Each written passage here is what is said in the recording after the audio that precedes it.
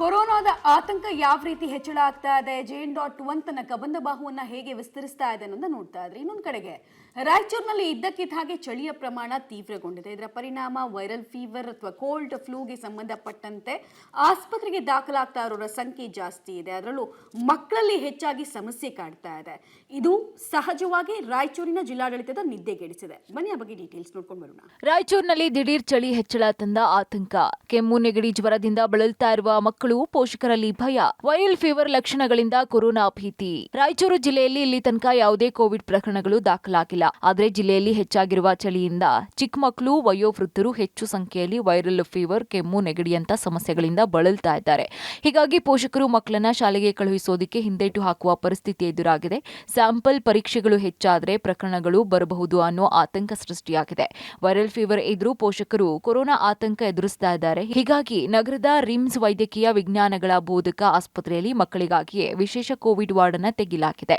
ಇನ್ನು ಖಾಸಗಿ ಆಸ್ಪತ್ರೆಗಳಲ್ಲೂ ಕೂಡ ಹೆಚ್ಚಿನ ಮಕ್ಕಳು ದಾಖಲಾಗ್ತಾ ಇದ್ದಾರೆ. ಚಳಿಗಾಲ ಮಾತ್ರ ಪೋಷಕರನ್ನ ಹೆದರುವಂತೆ ಮಾಡಿಬಿಟ್ಟಿದೆ. ಇನ್ನು ಶಾಲೆಗಳಲ್ಲಿ ಕಟ್ಟುನಿಟ್ಟಿನ ಸುರಕ್ಷಿತ ನಿಯಮಗಳನ್ನ ಪಾಲಿಸಬೇಕು ಅಂತ ಒತ್ತಾಯಿಸಿದ್ದಾರೆ. ಆದರೆ ವೈದ್ಯರು ಹೆದರೋದು ಬೇಡ, ಪೋಷಕರು ಎಚ್ಚರಿಕೆಯಿಂದ ಮಕ್ಕಳನ್ನ ನೋಡ್ಕೊಳ್ಳಿ ಅಂತ ಸಲಹೆ ಕೊಟ್ಟಿದ್ದಾರೆ. ಚಳಿಗಾಲದಲ್ಲಿ ಸಾಮಾನ್ಯವಾಗಿ ನೆಗಡಿ, ಕಫು ಇದೇ ಬರುತ್ತೆ. ಅದರಲ್ಲಿ ಇನ್ನೊಂದು ನಮಗೆ ಆತಂಕ ಏನೆಂದರೆ ಮತ್ತು ಕೋವಿಡ್ದು ಲಕ್ಷಣಗಳನ್ನು ಜಾಸ್ತಿ ರಾಜ್ಯದಲ್ಲಿ ಉಂಟಾಗಿದೆ. ಆದ ಕಾರಣ ನಾನು ಹೇಳಿ ಬಯಸುವುದೇನೆಂದರೆ ನಮ್ಮ ಪೋಷಕರಿಗೆ ಒಂದು ಭಯದ ವಾತಾವರಣ ಇದೆ. ಇದನ್ನು ಸರಿಯಾಗಿ ಸರಿಪಡಿಸಿ ಪೋಷಕರಿಗೆ ಏನೆಂಬುದು ಭಯವನ್ನು ತೆಗೆದು ಸರಿಯಾದ ಮಾಹಿತಿ ಕೊಡಬೇಕೆಂದು ತಮ್ಮಲ್ಲಿ ವಿನಂತಿಸಿಕೊಳ್ಳುತ್ತೇನೆ. ಅದರಲ್ಲೂ ಮಕ್ಕಳಲ್ಲಿ ಕಾಣಿಸಿಕೊಂಡಂಥ ಇತ್ತೀಚಿನ ದಿನಗಳಲ್ಲಿ ಪೋಷಕರು ಮತ್ತು ಪಾಲಕರು ಕಚೇರಿಗೆ ಬಂದು ಯಾವುದೇ ಹಲವು ರೀತಿಯ ಆತಂಕಗಳನ್ನು ವ್ಯಕ್ತಪಡಿಸಿರುತ್ತಾರೆ. ಆದರೆ ಇದೇ ದೃಷ್ಟಿಯಲ್ಲಿ ಯಾವುದೇ ರೀತಿಯ ಆತಂಕವನ್ನು ಪಡಬೇಕಾಗಿಲ್ಲ.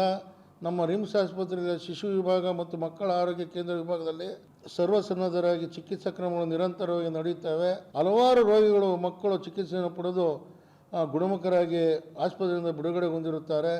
ಆದರೆ ಒಂದು ಸೂಚನೆಯನ್ನು ಕೊಡುವುದೆಂದರೆ ಇದರ ನಿರ್ಲಕ್ಷ್ಯ ಬೇಡ, ಜಾಗರೂಕತೆ ಮತ್ತು ಎಚ್ಚರವಾಗಿರಿ.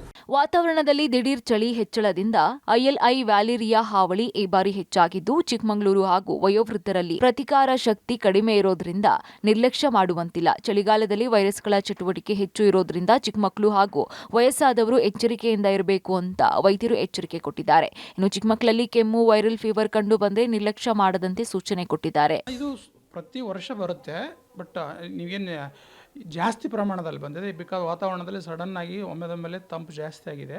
ಗ್ರ್ಯಾಜುವಲ್ ಆದರೆ ಯೂಸಲಿ ಇರಲ್ಲ, ಒಮ್ಮೆದೊಮ್ಮೆಲೆ ತಂಪು ಜಾಸ್ತಿ ಆಗಿದೆ. ಈ ಟೈಮ್ನಲ್ಲಿ ಎಲ್ಲ ವೈರಸ್ಗಳಿಗೂ ಒಂಥರ ಭಾಳ ಅತ್ಯುತ್ತಮವಾದ ಟೈಮು ಬೆಳವಣಿಗೆ ಆಗೋಕ್ಕೆ. ಈ ವಾತಾವರಣದಲ್ಲಿ ಇರ್ತಾವೆ, ಮನೆಯಲ್ಲೇ ಇರ್ತಾವೆ, ಹೊರಗಡೆ ಹೋದರಿರ್ತಾವೆ, ಒಬ್ಬರಿಂದ ಒಬ್ಬರಿಗೆ ಸೀನಿದ್ರು ಬರುತ್ತೆ. ಯಾಕಂದ್ರೆ ಇದು ಬಿಸಿಲಿದ್ರೆ ಅವು ಬದುಕಲ್ಲ. ತಣ್ಣಗಾದಾಗ ಜಾಸ್ತಿ ಜನ ಜಾಸ್ತಿ ಟೈಮ್ ಜಾಸ್ತಿ ಕಡೆ ಸ್ಪ್ರೆಡ್ ಆಗೋ ಚಾನ್ಸ್ ಇರ್ತದೆ. ಅದೇ ಈಗ ನಡೀತಿರೋದು. ಇನ್ನು ರಾಜ್ಯದಲ್ಲಿ ಕೋವಿಡ್ ಹಾವಳಿ ಹೆಚ್ಚಾಗ್ತಾ ಇರುವ ಸಮಯದಲ್ಲೇ ಚಳಿ ಹೆಚ್ಚಾಗ್ತಾ ಇದ್ದು ವೈರಲ್ ಫೀವರ್ ಪ್ರಕರಣಗಳು ಹೆಚ್ಚಾಗ್ತಾ ಇವೆ. ಹೀಗಾಗಿ ಅನಾರೋಗ್ಯಕ್ಕೆ ಒಳಗಾದವರು ಜನಸಂದಣಿಯಲ್ಲಿ ಓಡಾಡಬಾರದು, ಮುನ್ನೆಚ್ಚರಿಕೆ ಕ್ರಮವನ್ನು ವಹಿಸಬೇಕು. ವಯಸ್ಸಾದವರು ಮಾಸ್ಕ್ ಧರಿಸುವ ಮೂಲಕ ತಮ್ಮ ಸುರಕ್ಷತೆಯನ್ನ ಕಾಪಾಡಿಕೋಬೇಕು. ಮಕ್ಕಳ ಬಗ್ಗೆ ಪೋಷಕರು ನಿಗಾ ವಹಿಸಬೇಕು ಅಂತ ವೈದ್ಯರು ಸಲಹೆಯನ್ನ ಕೊಟ್ಟಿದ್ದಾರೆ. Vijay, public TV, Raichur.